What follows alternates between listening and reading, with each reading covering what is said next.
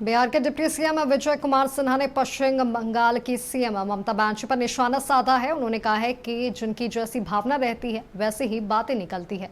ममता भूल गई हैं कि जब 1000 बरस की गुलामी में मुगलों ने फिरंगी इस देश को जला नहीं पाए। इस देश की संस्कृति और संस्कार ने विरोधियों को एहसास करा दिया कि भारत भूमि के संथाल जलाने वालों को ही जला देते हैं। जैसी भावना रहती हो वैसा उनका प्रकटीकरण है।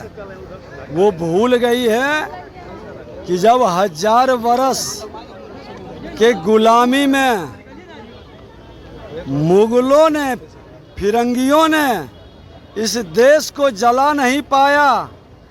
इस देश की संस्कृति और संस्कार लोगों को आभास करा दिया है कि भारत भूमि का संतान जलाने वाले को ही जला देता है।